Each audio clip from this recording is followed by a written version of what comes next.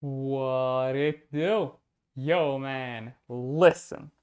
Today, I want to make some very reasonable predictions for the upcoming Blood Angels faction.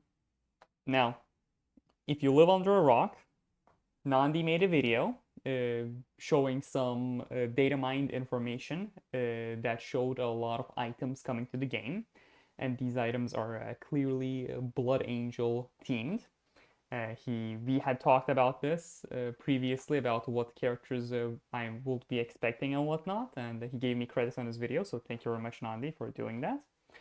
Uh, I want to do a little bit of a prediction of my own. I just have two characters out of the five because the Blood Angels are Space Marines after all, and Space Marines have access to a billion different data sheets. So I want to talk about two characters that I think we are probably going to get. The first character is Commander Dante, the chapter master of the Blood Angels. He's a pretty cool dude. He's the Lord Regent of the Imperium, Nihilus and whatnot. He's pretty important in the lore.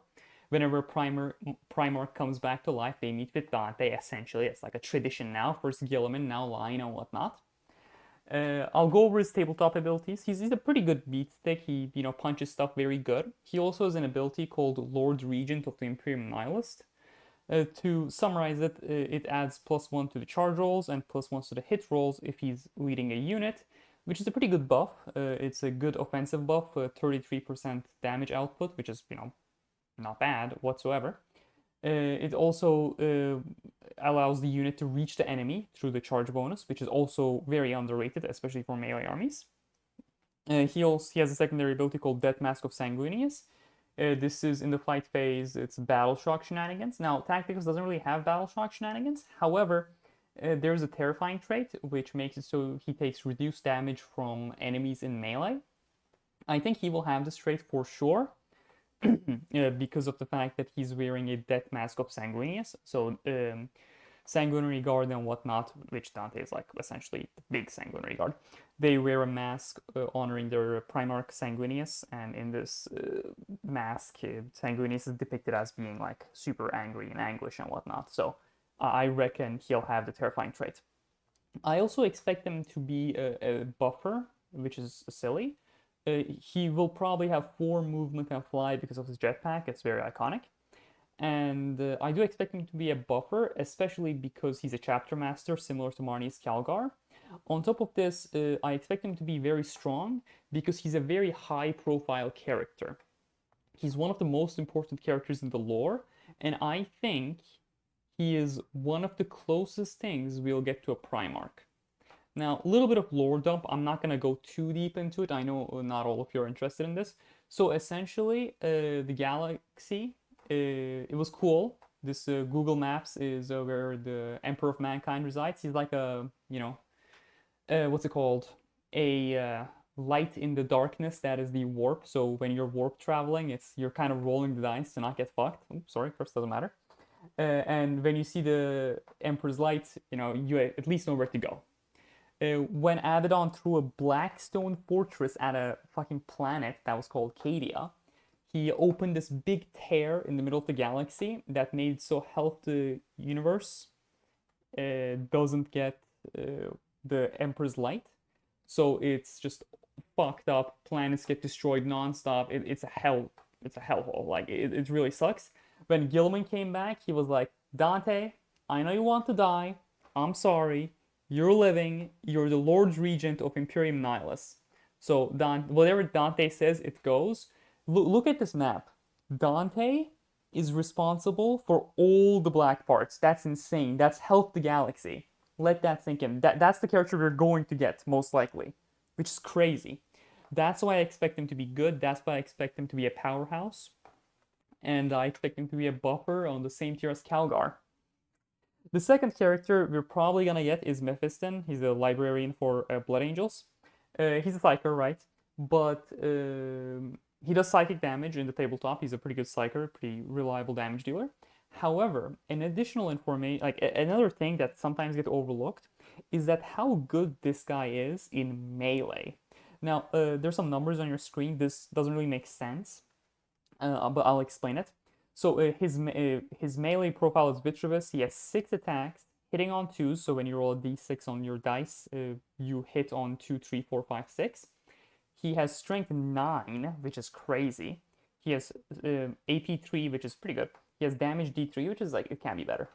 He gets +1 attack, +2 strength on the charge because he's Blood Angels. I also expect Blood Angels to get a battle trait that is very similar to Rapid Assault, where when they get into melee, they do more damage.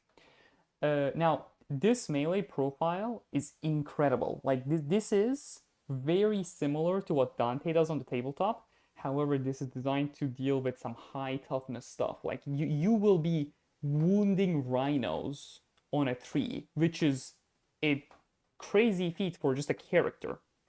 So this guy is a melee beast. He also has an ability called the Quickening, which makes it so he fights first. This is an ask any melee army player, like Orc players, World Leaders players, fight first is invaluable to any melee character. Now, we don't really have fight first in the game, like we have a Jaeger and his ability and whatnot, but what I'm trying to paint here is this guy is a psychic powerhouse. However, that's not what he only is. That kind of like I can't fucking speak.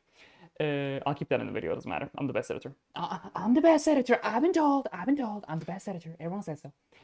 No, but what I'm saying is like this guy's a great psyker, and he's also an absolute beast in melee.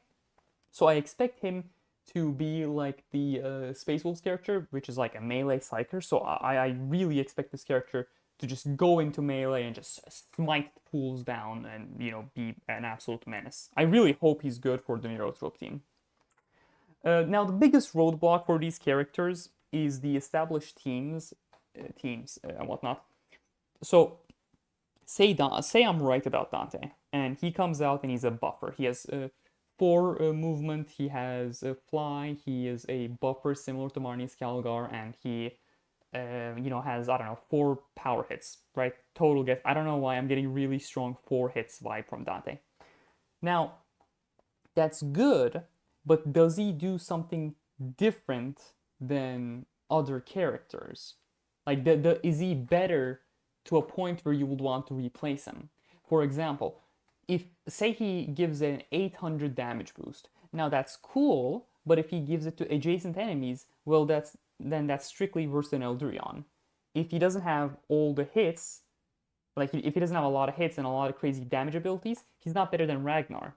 If he gives 800 damage, sure, that's better than Athena on a raw damage number case. However, Athena gives crit, which works really well with Ragnar. And if he gives like a buff that's, you know, respectable number like 900, well, it's still lower than Calgar's 1300 for Imperials. So these characters, they have to do something extra. Them being good is not good enough. They need to be out there. They need to be better, which I really hope they do, because these characters are some of the most influential, impactful characters in the lore.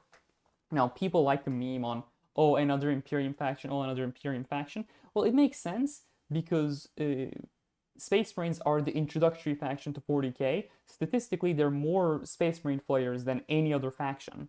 And Blood Angels are, you know, in the top tier of popularity. So I really have high hopes for this faction.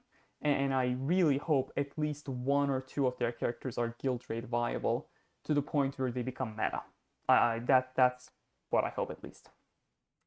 Bloody Rose Discord server. It's an awesome place filled with awesome people. You're an awesome person. You'll feel right at home. I have a channel for myself now. It's called Draupnir Gang. It's a very awesome place. We get to talk, you know, people hop there. They say, hey, Draupnir, can you make this video? And I'm like, hey, you know, I think I can. And I make the video. The the salvage video was one of the fans asking.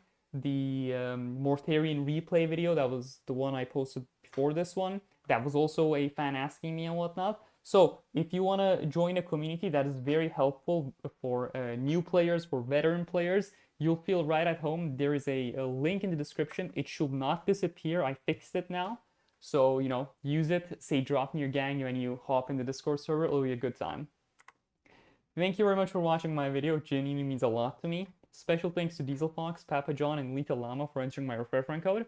It you know, means a lot to me. It you know, makes me happy. Here's it in the middle of my screen. If you want to enter it, that's cool. If not, don't worry about it. You giving me the time of day is already enough. Thank you very much once again. Have a good day and stay safe.